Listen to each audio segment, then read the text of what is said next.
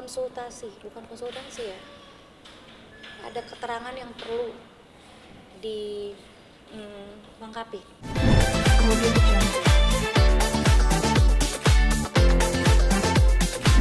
Hilang dia.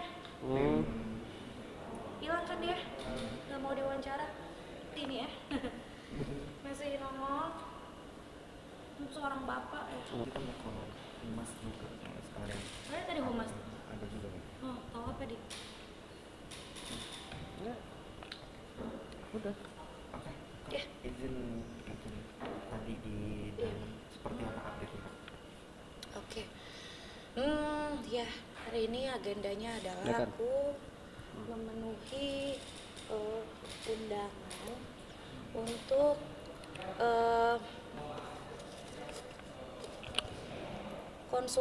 bukan konsultasi ya. Ada keterangan yang perlu dilengkapi. Gitu, jadi terkait laporan aku terhadap dia mengenai pengancaman dan juga judi online. Gitu. Mungkin bisa dijelasin untuk judi online sendiri. Jadi tadi itu aku kan kebetulan aku memang selalu kalau ada panggilan dari penyidik itu aku langsung menyediakan waktu. Itu adalah bentuk aku sebagai rakyat Indonesia yang kooperatif. Apalagi ini terkait dengan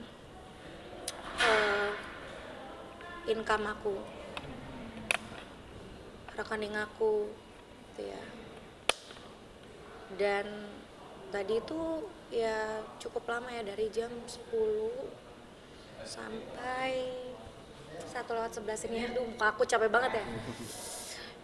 Ya ditanya-tanya dan aku menstabilo semua nama rekening fiktif, kris, dan tarikan tunai serta transfer antar rekening bank yang tidak aku lakukan gitu.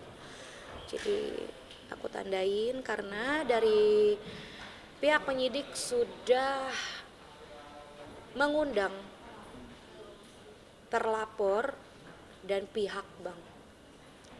Jadi aku diundang lagi untuk keterangan tambahan. Jadi kebetulan tadi juga aku menganalisa lagi transaksi-transaksi yang tidak aku lakukan di rekening bank aku 6 bulan terakhir. Gitu. Mana yang aku lakukan, mana yang dia lakukan di rekeningku. Gitu. Jadi ya itu sih. Ada pertanyaan dari situ? Lebih kepada satu pertanyaan. Sebab kenapa chattingan pengancaman itu terjadi? Ya. Sebab akibatnya itu apa sih yang membuat chatting pengancaman terhadap aku, yang dia mau memberikan aku sanksi 40 miliar jika aku tidak mengikuti apa katanya. Kedua juga pengancaman hilang nyawa jika aku tidak memberikan privacy dalam kehidupannya, jika aku terus membuat dia terhimpit karena kelakuan negatifnya. Hanya itu sih, jadi lebih ke pengembangan lagi lebih dalam. Dan tadi aku juga dianjurkan untuk menghadirkan saksi ahli gitu, dan ahli ini untuk ahli bahasa, ahli ITE gitu. Jadi tajam. Sebenarnya nggak mau kayak gini gitu kan, cuman ya. Nah tadi kan ada masa bersama 6 bulan. Nah tadi sempat terhitung masih Kak yang tidak Kakak lakukan transaksi itu? Ya itu yang kita analisa ulang lagi nih mengenai transaksi 160 juta secara total ya, dari tarikan ATM yang dia lakukan langsung dengan kartu aku. Ini kartu pribadi aku, bukan rekening bersama ya.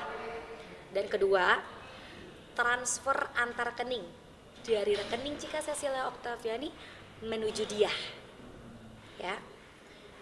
Dan ketiga, scan kris menggunakan handphone aku, ya, handphone aku yang ini, yang biasanya di rumah, di atas meja kamar utama, ini selalu tertinggal, dilakukan juga oleh dia untuk kris ke rekening-rekening fiktif yang namanya aneh. Jadi lebih mengkonfirmasi yang mana gitu. Sudah diundang juga, datang? Ini terkait yang aku melaporkan ya. Ya, dia sudah hadir bersama kuasa hukumnya, tapi dia tidak didampingi karena kuasa hukumnya lagi-lagi tidak membawa surat kuasa istimewa, sama seperti terjadi di pengadilan saat perceraian. Mau membela kliennya tapi tidak membawa surat kuasa istimewa. Ya, artinya bisa dipahami sendiri ya untuk ahli-ahli. Jadi aku cuman menyampaikan apa yang terjadi di atas karena sebagai pelapor. Nah, setelah itu aku difoto ya kan sama tim penyidik bahwa aku memenuhi undangan. Kebetulan undangannya itu hari Jumat, tapi aku percepat sesuai dengan undangan. Enggak sih, undangannya 17, tapi aku bisanya sekarang karena sekalian lewat. Ya, surat-surat ini aku kumpulkan ya. Udah datang aja harus kooperatif kan. Nah, ini yang pelapor terhadap pasal pengancaman, ya kan, karena dia ada menakut-nakuti untuk menghilangkan nyawa saya atau salah satu keluarga saya. Terus saya juga adukan juga masalah dia memainkan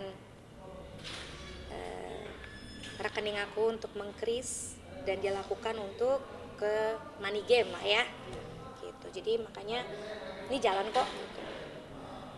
Dan sekaligus aku mampir ke Reskrim Unit 5 untuk menanyakan kok bisa ya terkait isu PKDRT yang dilaporkan oleh Bapak suami terhadap saya, kok mengundang 2 kali di tanggal-tanggal yang kebetulan saya juga lagi sidang di Pengadilan Agama Tiga Raksa. Jadi saya negatif thinking nih, kok bisa Pengadilan Agama lagi melakukan sidang perceraian di Polresta Tangerang, aku diundang untuk berita acara klarifikasi di tanggal-tanggal yang sama juga gitu loh. Bentrok dong. Jadi ya aku sedikit lebih lega karena tadi juga aku tanya sama tim penyidik, Bapak boleh nggak Cika mencari Bapak penyidik yang menangani kasus atas nama si Bapak suami dengan melaporkan saya pasal KDRT. Karena sebenarnya saya mampu loh untuk datang, tetapi undangan yang Anda terbitkan itu kebetulan jadwalnya bentrok dengan jadwal sidang perceraian saya. Jadi saya tadi nanya sebagai rakyat yang lagi negatif thinking nih, Bapak kompakan ya? Aku bilang gitu. Kok bisa kompak? Aku diundang untuk berita acara klarifikasi mengenai dia melaporkan aku terhadap PKDRT, sedangkan di sidang perceraian dia pun prinsipal tidak datang, tapi kuasa hukumnya juga hadir di situ. Jadi kok heboh banget, bikin repot. Yang sebenarnya tinggal cerai saja. Jadi aku mau konfirmasi sendiri ya. Tadi temenin siapa-siapa, tadi juga adik aku juga udah temenin aku dari pagi. Bahkan aku sampai rela untuk misahin diri biar mobil aku dibawa adik aku untuk jemput anak aku sekolah gitu. Tadi pagi aku juga udah bangun pagi, jam 3 sholat malam, terus udah ngejurnal, meditasi, doa-doa sampai sholat subuh. Tiba-tiba aku pikir udah coba aja aku menghadiri itu ya, Daripada nanti kata Bapak Fajar SH dan Bapak Arifin, katanya Cikita Medi mangkir dari 2 undangan. Pak,